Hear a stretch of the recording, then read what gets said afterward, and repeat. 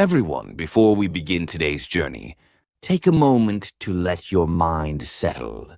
This channel is a space where we explore the meaning of life and death through ancient wisdom. If you wish to walk this path with us, please tap the subscribe button and stay close on this journey. Ladies and gentlemen, today we turn to one of the most mysterious and perhaps most misunderstood teachings in all of Tibetan Buddhism, the Sidpa Bardo, the Bardo of Becoming, described in the Tibetan Book of the Dead. It is the final stage in the passage through death, the threshold, where the consciousness stands poised between what has ended and what is about to begin. And at this threshold, according to the text, a decision is made not by gods, not by divine judgment, not by some cosmic bureaucracy, but by your own mind. The ancient text is startlingly direct. Your karma determines your next birth. Neither fear nor gods can save you. Only your mind and your actions light the path before you. This simple passage carries a philosophical weight that resonates far beyond its religious context. It presents a radically ethical universe, one that denies external salvation and refuses to blame fate, destiny, or the whims of the divine. Instead, it lays responsibility squarely on the individual, on you, on what you have thought, what you have done, and what intentions shaped your actions. In many ways, this is one of the most psychologically modern teachings in ancient literature. The threshold of rebirth. In Tibetan Buddhism, the Sidpa Bardo is the moment when consciousness, no longer tethered to a physical body, begins to drift toward a new life. The forces pulling it are not angels or demons, but the accumulated momentum of karma, the imprints left by every intention, every reaction, every moral decision made throughout one's previous life. This transition is not random. It is patterned. It is lawful. It follows the moral architecture of the universe, encapsulated in a classical Buddhist maxim, 恶业多三途山也生山区. Evil actions lead to the three lower realms. Good actions lead to favorable realms. Even if one does not accept literal reincarnation, this principle mirrors something profoundly familiar. The idea that the moral quality of our inner life shapes the outer quality of our future psychologically, socially, even intergenerationally. The Tibetans describe the moment of rebirth as being drawn toward either a world of light or a world of darkness. Light symbolizes liberation, awareness, and freedom from the compulsive cycles of fear, anger, craving, and ignorance. Darkness symbolizes the force of unexamined habits and unresolved states of mind, pulling the consciousness back into samsara, the endless loop of birth and death. And among these dark paths, the most extreme destination is the hell realm Naraka. The hell realm, not punishment, but the extremity of mind. Popular culture imagines hell as a fiery prison managed by demons. Tibetan Buddhism imagines something far more psychological. In the Tibetan Book of the Dead, the hell realm is not described as a divine punishment. It is described as the projection of the mind's own negative energies, magnified, intensified, and experienced without the buffer of a physical body. This is a radical idea for Western audiences. Hell is not a place you are sent. It is a state you create. A person filled with rage may fall into a world composed entirely of their own. Anger, where everything is a threat and every moment is an attack. A person consumed by hatred may find themselves in a dimension that mirrors their hostility, back at them in infinite reflections. Those dominated by cruelty may awaken in a realm where they are forced to feel the suffering they inflicted because the mind can no longer hide from itself. To the Tibetans, this is not mythology, it is metaphysics fused with psychology.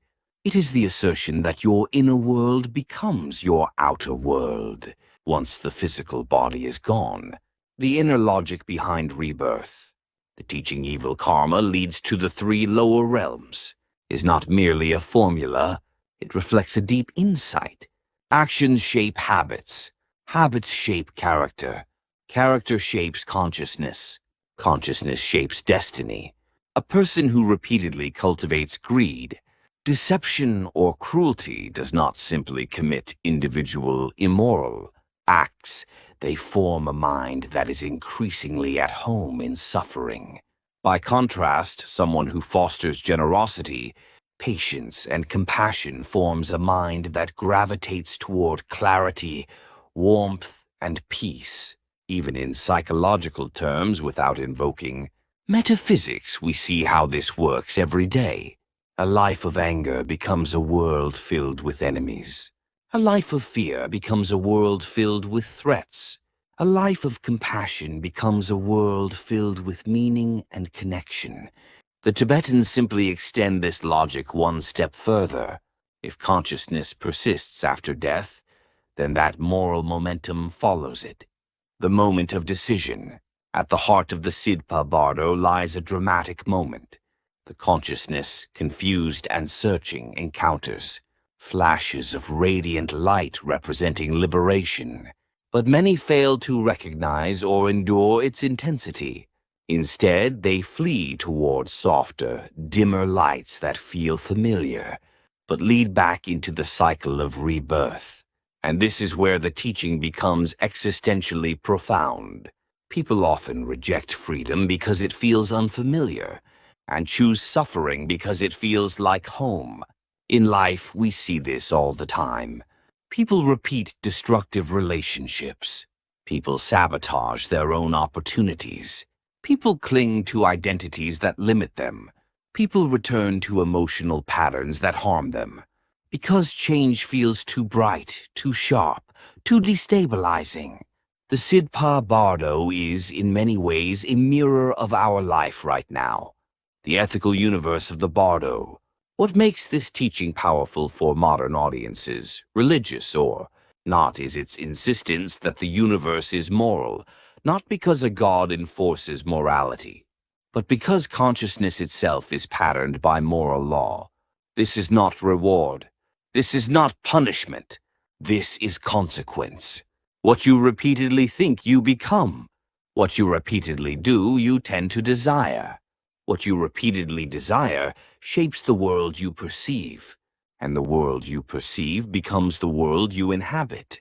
Whether one believes in literal rebirth or not, the Sidpa Bardo invites us to ask, what world is my mind preparing me for? What tendencies will I carry with me beyond this moment? If tomorrow were a new life, what seeds have I planted today? The Tibetans do not describe death as the end. They describe it as the revelation of one's own mind. The Sidpa Bardo is not merely about what happens after we die. It is about the habits we rehearse every day, the emotions we feed, the intentions we nurture, and the states of mind we carve into the architecture of our being. So as we close today's exploration, I invite you to reflect not on death, but on momentum. What direction is your mind moving? Toward clarity or confusion? Toward compassion or resentment? Toward freedom or repetition? If this journey into ancient wisdom has given you something meaningful to reflect on, please consider subscribing to this channel. Your presence helps sustain this shared path of inquiry, reflection, and growth. Thank you for listening. Let us continue this journey together. Before we continue, I invite you to take a breath and open a little space in your mind. Today's lecture explores a theme that is often misunderstood. In both Western and Eastern traditions, the nature of hell. And if you find this kind of philosophical journey meaningful, feel free to subscribe so we can keep learning together. Now let us begin. Hell as a psychological projection, not divine punishment. In the Tibetan Book of the Dead, hell is not a courtroom where a divine judge condemns you. It is not a cosmic prison guarded by demons. Instead, it is described as the projection of one's own unresolved guilt, obsessions, and mental habits. Hell is the mind turned inside out. When Tibetan masters speak of falling into the hell realm, they are not speaking primarily about ethics in the Western moralistic sense. They are speaking about the laws of consciousness, the inevitable unfolding of cause and effect within the mind. To make these teachings easier to grasp, the tradition often uses real life examples, types of people whose habitual states of mind naturally create the very worlds they later inhabit. These are not stories meant to condemn others. They are mirrors meant for self-reflection. The realm of anger, the leaders who fall into the fires they created. The first example is the power holder, the ruler, the political leader whose inner world is fueled by anger and arrogance. This type of individual accumulates karma, not merely through mistakes, but through the misuse of authority. Typical actions include spreading deliberate misinformation, abusing power, making decisions that disregard the lives of others, using punishment as a tool of revenge, weaponizing fear for political gain. These are not simply sins. In Buddhist psychology, they are mental energies, and energy always seeks expression. The Bardo of anger. After death, such a person enters a psychological field, shaped entirely by the violence they once unleashed. They feel themselves engulfed by waves of fire, not literal flames, but the emotional heat of anger turned inward. They begin to hear the screams of those they suppressed, not as external voices, but as memories erupting into full awareness in the Bardo state. This is not divine retribution. This is unprocessed moral trauma returning to the surface. A modern example. We see this archetype in leaders who exploit human suffering for political calculation, react with retaliation when criticized, appear strong outwardly but inwardly live with deep fear and insecurity. Such individuals generate fear energy, and according to the Tibetan tradition, one must eventually walk through the world one has created. If they cannot dissolve their anger in the intermediate Bardo state, they gravitate toward the hell realm, where anger is the dominant vibration. Hell, in this sense, is simply the emotional home they built brick by brick. The realm of greed, the endless hunger of wealth, without wisdom. The second example concerns business magnates, corporate rulers, and those consumed by greed. Their karmic imprint is built not merely on wealth, but on how that wealth is obtained. Typical actions may include exploiting workers, profiting through deception or illegal subcontracting, placing financial gain above human dignity, treating others' suffering as irrelevant to their objectives. In Buddhist analysis, greed is not merely the desire for more, it is a mental addiction, a psychological vacuum that cannot feel enough. The Bardo of endless emptiness. After death, such individuals experience themselves wandering through a vast space of scarcity and emotional desert where nothing satisfies. They grasp for objects, but everything slips through their fingers like sand. They search for fulfillment, but every attempt drains them further. This is what Tibetan cosmology describes as the pre-hell stage of the hungry ghost realm. Agati Igwe, a dimension where beings suffer from unquenchable thirst, eternal hunger, the feeling of perpetual insufficiency. Modern examples. This archetype is seen in people who try to solve every problem with money, remain numb to others' pain, treat workers as expendable tools, accumulate endlessly yet feel strangely empty. In life, they create systems built on taking more than they give. In death, they enter a psychological domain, where emptiness becomes their environment. Hell, for them, is not fire, but eternal lack, a world shaped by their own unhealed craving. The realm of hypocrisy, when moralism becomes a prison. The third example concerns religious leaders, teachers, and moral authorities who fall not through violence or greed, but through hypocrisy. Their karmic burden arises from duplicity, preaching virtue while secretly seeking status, teaching humility while craving admiration, judging others to elevate themselves, using guilt as a tool of control. This is the karma of moral vanity, and Tibetan philosophy treats it as especially binding because it is cloaked in righteousness, the bardo of self-judgment. After death, such individuals enter a psychological world, where they are judged by their own standards. They hear the same moral lectures they delivered to others, but now those voices turn inward, criticizing, accusing, condemning. It is not a God punishing them. It is their own conscience amplified by death's clarity. They become trapped in a cage forged from their own expectations, an infinite loop of guilt, shame, and self-reproach. A modern example. We see this pattern in those who appear devout, humble, or righteous, but inwardly crave recognition, status, or authority, use moral teaching to control others, perform ethical behavior for admiration rather than integrity. Their hell is not fire, not hunger, not torture. It is the unbearable experience of meeting themselves without disguise, a prison built entirely from the voice they once used to judge others. The philosophical principle beneath these stories.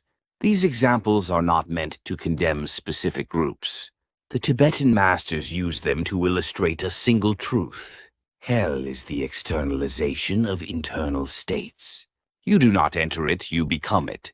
Each realm mirrors one of the fundamental poisons of the mind. Anger creates a world of fire. Greed creates a world of endless hunger. Hypocrisy and pride create a world of crushing guilt.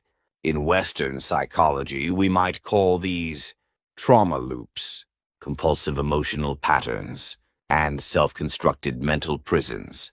The Tibetan tradition simply extends this into the post-mortem landscape. The message is not doom. It is responsibility.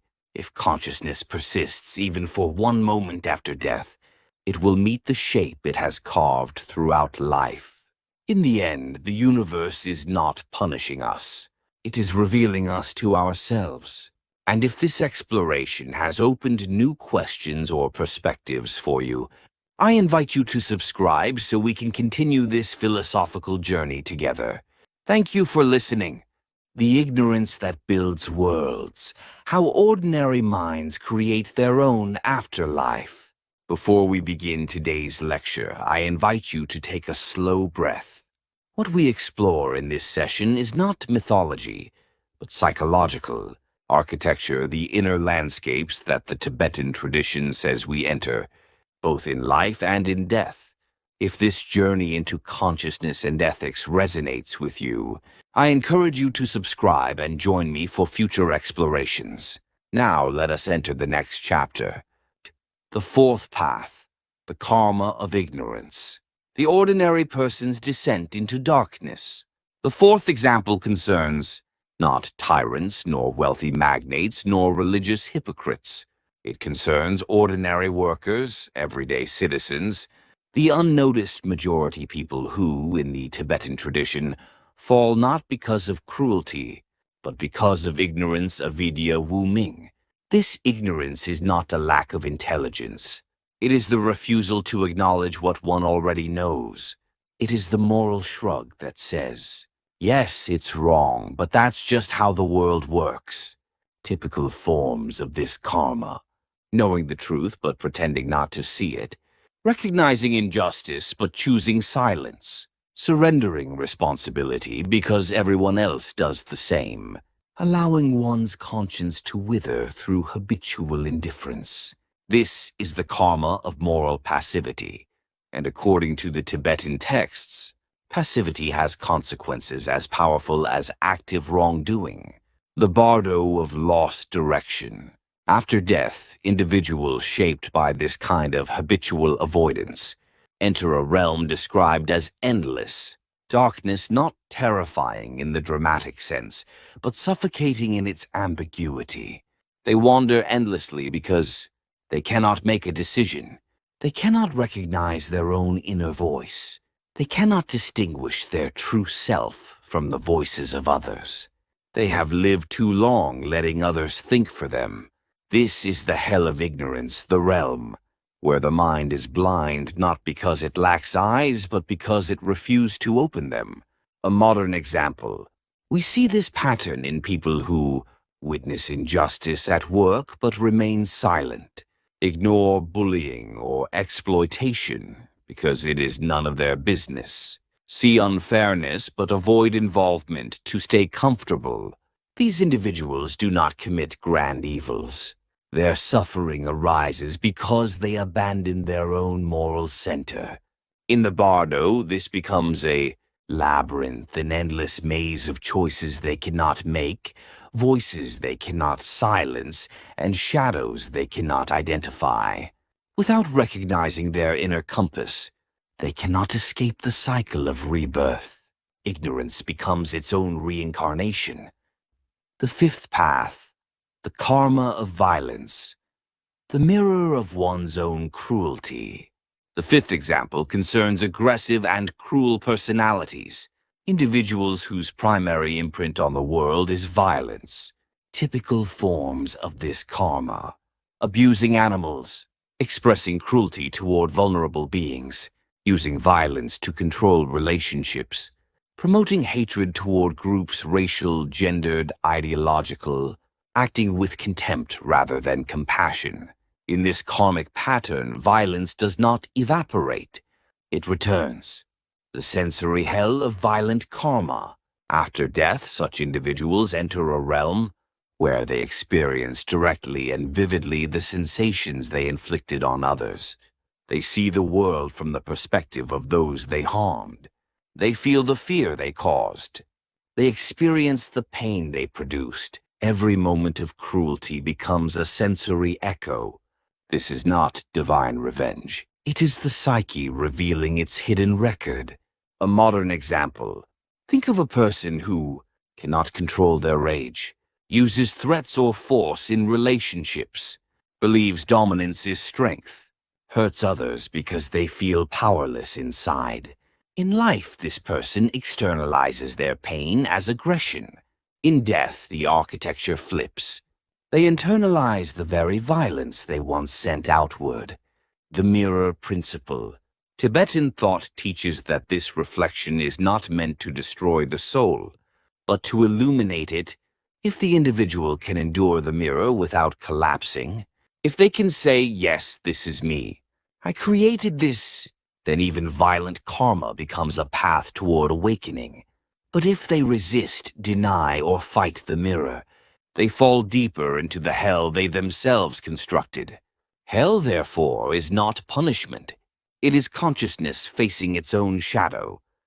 Hell is not a sentence, it is an opportunity. At this point, the Tibetan Book of the Dead offers one of its most radical teachings.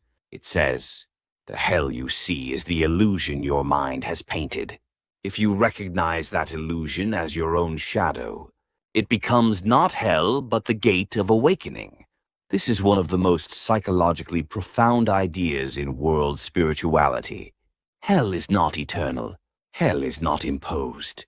Hell is a mirror that reveals the unseen parts of the self. When the soul recognizes, "This fear is my own creation. This suffering is the echo of my choices. This darkness is the part of myself I never faced," then the mirror dissolves, and the soul encounters the doorway of light, the possibility of liberation. Even in the darkest realm, insight is possible.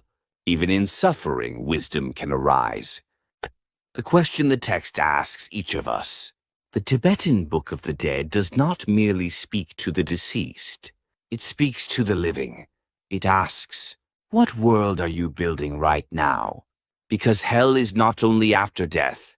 A person who lives in anger, greed, deceit, ignorance, hatred, is already constructing a world that mirrors those states.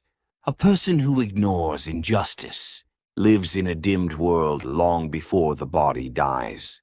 A person who clings to hatred experiences a burning mind in this life already. A person driven by greed lives in a realm of emptiness, even while surrounded by abundance. Hell is not beneath us. Hell is within us, in the states we nurture. And that means the purpose of these teachings is not fear, but transformation. The ultimate message to the living.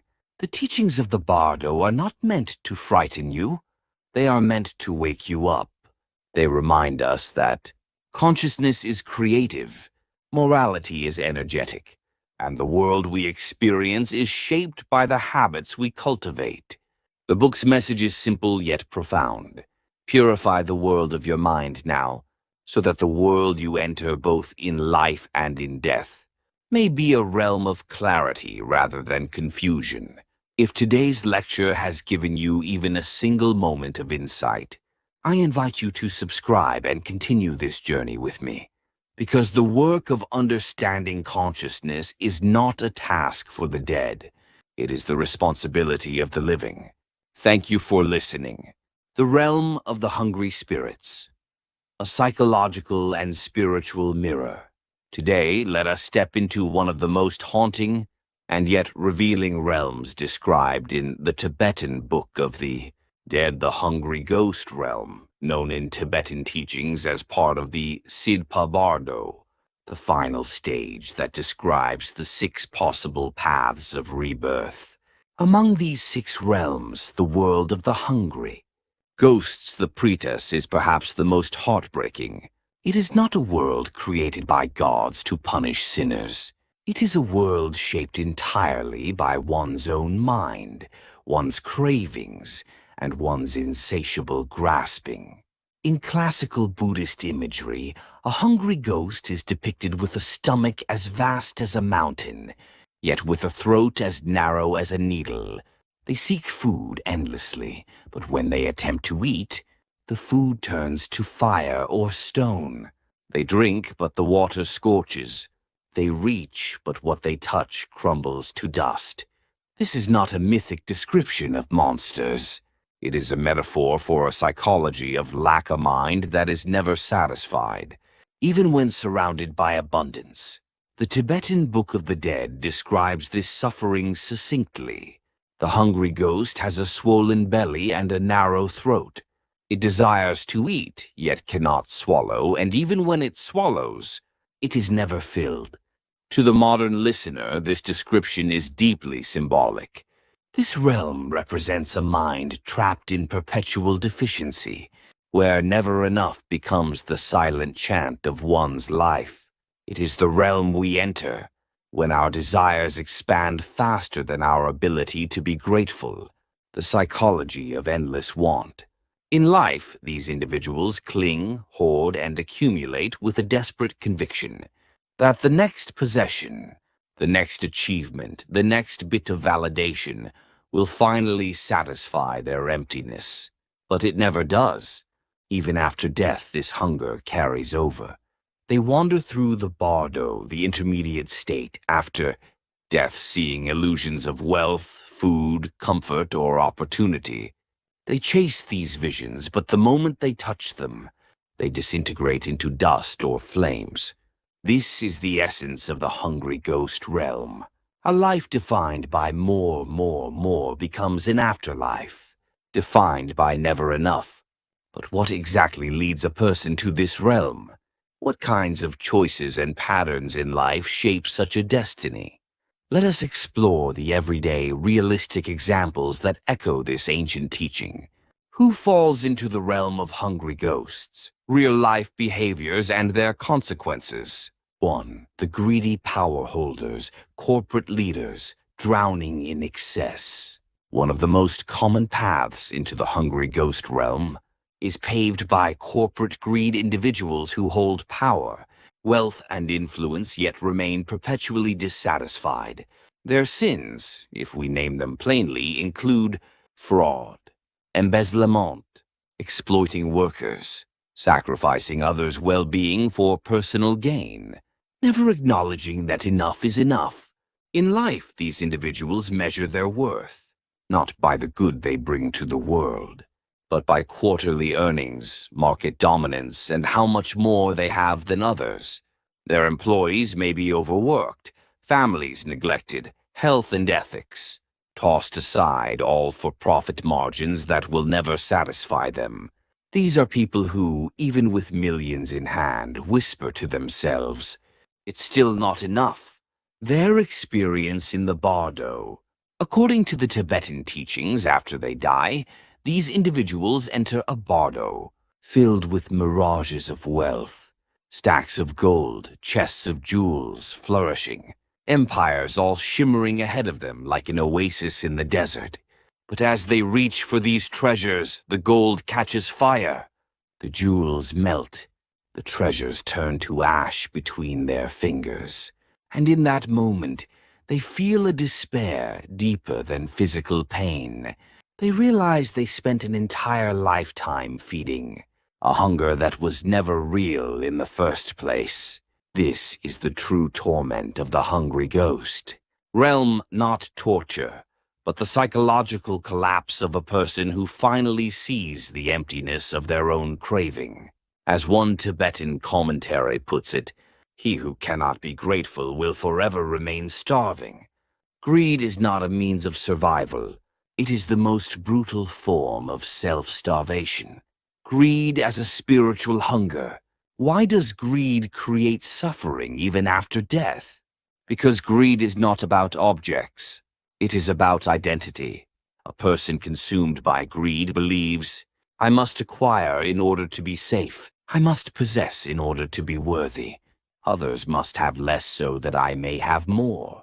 This mindset does not dissolve at death. The body perishes, but the psychological patterns, the clinging, grasping, the fear of lack remain intact in the Bardo. And so the soul continues to grasp and continues to starve. This is the tragedy of the hungry ghost realm. It is not a place you are sent. It is a place you carry with you. The moral lesson, the eternal futility of more. We live in a society where the hungry ghost realm is not a mythic afterlife. It is a psychological reality many inhabit while still alive. People who cannot stop comparing themselves. People who never feel secure. People who define happiness only by acquisition. People who harm others in pursuit of status. People who fill their homes and hearts with things they cannot emotionally digest. When the Tibetan text describes a being who cannot swallow, it is speaking not of the throat, but of the mind, a mind incapable of receiving, appreciating, or resting. It is the torment of a soul that cannot internalize peace. And yet, here lies the profound hope embedded within this teaching. The hungry ghost realm is not permanent. It is a mirror. It exists so that the soul can finally confront its own attachments and awaken a deeper wisdom. What I chased was never the source of fullness. Recognizing this is the beginning of liberation. Question for the living. The Tibetan Book of the Dead ultimately turns to us, the living, and asks, what hunger drives you today? Are we driven by fear? By comparison? By insecurity? By the illusion that happiness lies somewhere out there? If so, we too walk the boundary of the hungry ghost realm. The teaching is not meant to terrify us. It is meant to remind us that gratitude is nourishment, contentment is liberation, ethical living is the antidote to spiritual starvation, and generosity is the highest form of security. If today's teaching has stirred even a small reflection within you, if it made you examine your desires, your fears, or the hidden hungers within, then I invite you to stay with this journey. This channel explores the wisdom of the Bardo not as a doctrine of death, but as a map for living well while we are still alive. If this message resonated with you, please consider subscribing and let us continue this journey together. Because every one of us walks the path of the Bardo, and the end of that path is not fear. but awakening.